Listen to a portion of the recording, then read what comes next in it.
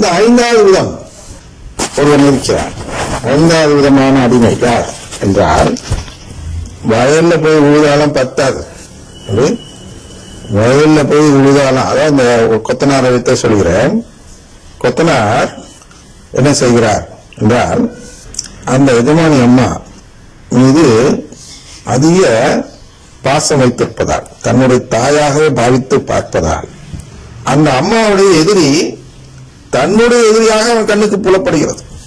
அதனால என்ன செய்கிறான் என்றால், சம்பளம் வாங்காமல் இந்த வீட்டை கட்டித் தருவது மட்டுமல்லாமல், இந்த எஜமானி அம்மானுடைய எதிரியாக இருக்கக்கூடிய, பக்கத்து வீட்டு அம்மான்னு என்ன வச்சுங்க, எதிரியாக இருக்கக்கூடிய அந்த அம்மாட்ட போய் சண்டை போட்டு, நீ எப்படி இங்க இருக்கிற ஆள்லாம் இது பண்ற போறன்னு இப்படி சண்டை போட்டு அந்த அம்மாவை விரட்டி விட பார்க்கிறான். இந்த கொலை செய்தல் என்று எதிரியை கொலை செய்பவன் அப்படின்னு போட்டிருக்கோம் இல்லையா, அந்த எதிரியின் திட்டத்தை கொலை செய்கிறான் அப்படி வச்சுங்களாட்டி.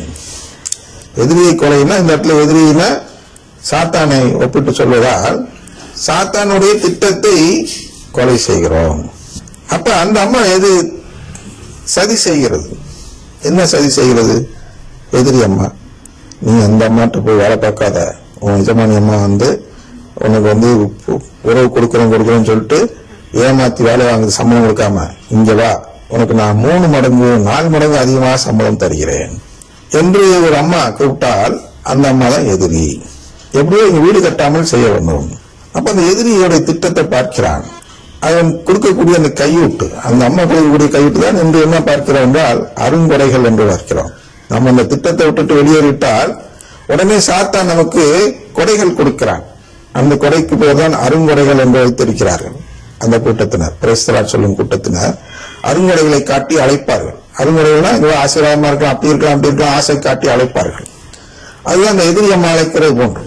எதிரி அம்மா அழைக்குது, வா வா 3 மடங்கு சம்பளம் கிடைக்கும், அங்கேயே கஷ்டப்படுற, அது சம்பளமே கொடுக்காத ஒரு எஜமானி அம்மா, அதுக்கு கஷ்டப்பட்டுட்டு இல்லையே. இல்ல எனக்கு அவங்க கத்தெடுக்கிறதா அவங்க சொல்லியிருக்கிறாங்க. ஐயோ அதெல்லாம் ஏமாத்து வேட்டை, பித்தலாட்ட வேலை, அப்படிலாம் ஒண்ணும் கிடையாது அப்படின்னு சொல்றது போல இந்த எதிரி என்ன செய்வார்கள் என்றால், இந்த சபைக்காரர்கள், இந்த 4வது விதத்தில் உள்ள நபர்கள் கடவுளின் குடும்பம் இல்ல நம்பாதீங்க அப்படின்னு போதிக்கிறார்கள். இப்ப இது போதிச்சோன்னே இந்த எதிரின்னு நம்ம கண்டடையணும். அப்ப அந்த கொத்தனார் என்ன செய்கிறார், ஆஹா இந்த அம்மா நம்முடைய தாயாக இருக்கக்கூடிய நம்முடைய எஜமானி அம்மானுக்கு எதிரியாக இருக்கு, எதிர்த்துல வேலை செய்கிறது. அதனால் அந்த அம்மாவுடைய வேலையை நாம் கெடுக்க வேண்டும், அதற்கு எதிராக நாம் செயல்பட வேண்டும். அங்கே ஆள் போகாமல் செய்ய வேண்டும், இங்கிருந்து அங்கே ஆள் போகாம நம்ம மக்களை தடுத்து நிறுத்த வேண்டும் என்று பாடுபட்ட ஒரு அடிமையை அந்த எஜமானி அம்மாள் பார்த்தால் அந்த அடிமையை தடுத்தெடுப்பாரா இல்லையா? அதுதான் பிரேசலாட் சொல்லாத கத்தோலிக்க. பிரேசலாட் சொல்லிட்டா நான் எதிரியுடைய கையூட்டை வாங்கிவிட்டேன், அங்க போய் வேலை செய்வதில் ஒப்புக்கொண்டேன் என்று பொருள். அப்ப இங்க துரோகம் செய்யும் மனப்பான்மை இருக்கிறது என்று அந்த எஜமானி அம்மாவுக்கு தெரிந்து விடுகிறது. நான் அங்க பணம் வாங்கிட்டேனா, அதனால நீங்க பிள்ளையெல்லாம் எடுக்க வேணாம்னு சொல்ற மாதிரிதான் அந்த பிரேசலாட். அப்ப உண்மையிலே பார்த்து பாசம் விட்டிருப்பான் அந்த அம்மா மேல பாசம் என்ன செய்வான், நான் கையூட்டு வாங்க மாட்டேன், ஆனால் பிரேசலான்னு சொல்ல மாட்டேன், அது அந்த சபை, அது அந்த நம்பிக்கை, எனக்கு வேண்டியது கடவுளின் உறவு, அதனால் நான் சொல்ல மாட்டேன். அந்த பிரேசலா சொல்றது மூலமா எனக்கு எவ்வளவுதான் ஆசீர்வாதம் கிடைச்சாலும் எனக்கு அது வேண்டாம், இந்த உலக ஆசீர்வாதம் எனக்கு வேண்டாம், எனக்கு உண்மையான ஆசீர்வாதமாக இருக்கக்கூடிய கடவுளின் உறவுதான் எனக்கு வேண்டும் அப்படின்னு முடிவெடுப்பவர்கள் தான் என்ன செய்வார்கள் என்றால் பிரேசலா சொல்ல மாட்டேன் என்று சொல்பவர்கள். அதே மாதிரி அவர்கள் இன்னொன்னு சொல்வார்கள், என்ன செய்வார்கள், மனித மரபு. மனித மரபு பிரேசலான்னு வரும். பிரேசலா சொல்லும் போது நம்ம ஏன் சொல்றது, மனித மரபை மீறும் செயல். பெண்கள், குறிப்பாக பெண்கள் என்ன செய்யக்கூடாதுன்னா சபையில இப்படி அவமானமா ஏஞ்சி வரக்கூடாது. இதுதான் மனித மரபு, மனித சட்டம். இந்த மனித சட்டத்தை மீறி வெளியேறினால்தான் நான் நற்கருணை மட்டும் நம்புகிறேன் என்று பொருள். இந்த மனித சட்டத்தை மீறினால்தான் நான் நற்கருணை மட்டும் நம்புகிறேன் என்று பொருள்.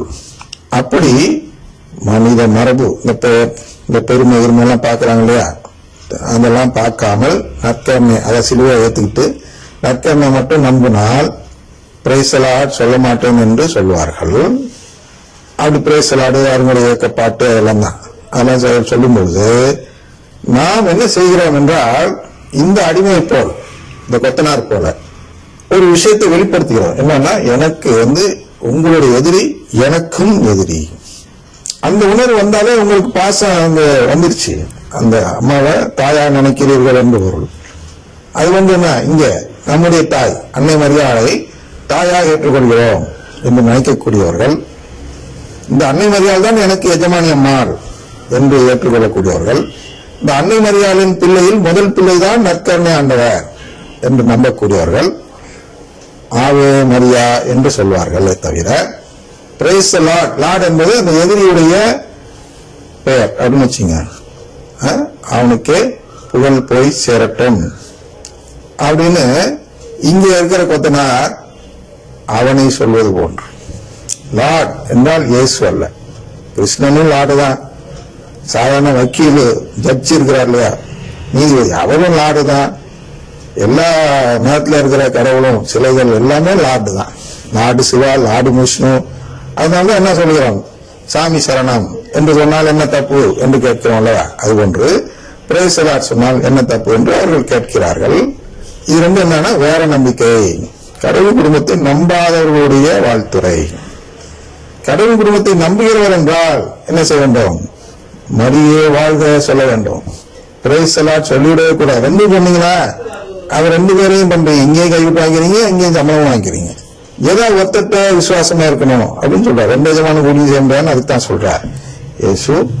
அதனால் இந்த பகுதி என்னன்னா, இது நீங்க புரிஞ்சிக்கலனாலும் உணர்வின் மூலமாகவாது புரிஞ்சு செயல்பட வேண்டும் என்று மத்தேயு 13:14 சொல்றார். இது இந்த பகுதி இப்ப அதுக்கு முடிச்சுட்டு மூன்றாவது பகுதி ஒன்று இருக்கிறது. அதுவும் சாட்ல அதான் கீழே இருக்கு. என்ன இருக்கு, சிசிசி 1 நம்பவில்லை என்று சொல்வதுதான் பிரைஸ் தி லார்ட். அப்ப சிசிசி 1 அதெல்லாம் ஒரு வாய்ப்பு சொன்னாலும் அது சுருக்கி இன்னொரு பகுதியாக கொடுக்கப்படலாம். அது நம்ம டிக்கெட்ல எடுத்த பிறகு. ஆனால் இப்பொழுதுக்கு இது போதும். இதுக்கு நீங்க சொல்லிட்டீங்கன்னா நான் சொன்னதெல்லாம் சுருக்கமா இவர்கள் நம்முடைய ஜெயாக்கா, நம்முடைய எஸ்கேடி அம்மாச்சி அல்லது பழைய தலைவி சீலி போன்றவர்கள் உங்களுக்கு சொல்வார்கள், வீட்டாவை தொந்தரவுப்படுத்த வேண்டாம், அது மூளை காய்ச்சல், அதுவும் சொல்லும். சரியா சொல்லுமான்னு உத்தரவு அது கிடைக்காது. ஆனால் சரியா சொல்லுங்க, அது நமக்கு தீவிரமா நல்லா சொல்றேன்னு சொல்லி வர மாதிரி போயிடும். ஆனால் நீங்க இவ்வளவுதான், இதை உங்களுக்கு சொல்ல தெரியுது, எப்படி இதை சொல்லணும் அப்படிங்கிறது சொல்லுவாங்க. அதை அப்படியே நீங்க ஒப்பிக்கணும். அவ்வளவுதான். நீங்க என்ன மாதிரி நிறுத்தி நான் சொன்னது காரணம்னால நீங்க புரிஞ்சுக்கணும். நீங்க புரிஞ்சிட்ட பிறகு என்ன செய்யணும், சுருக்கமா சொன்னா போதும். நீங்க புரிஞ்சுட்டீங்களான்னு பார்க்க நீங்க எல்லாம் பார்த்துட்டு வாசிச்சுட்டு சொல்லிட்டு போடலாம். எந்த இடம்லாம் உங்க வழக்கம் தெரியுமோ அந்த இடத்துல நிறுத்தி வழக்கம் சொல்லுங்க, மற்ற எல்லாம் வாசிச்சுட்டே போங்க. கையில 2 விதமான பேப்பர் கொடுக்கப்படும். அதை வாசிச்சுட்டு நீங்க சொல்லுவீர்கள் என்றால் உங்கள் பெயர் தேர்ந்தெடுக்கப்படும்.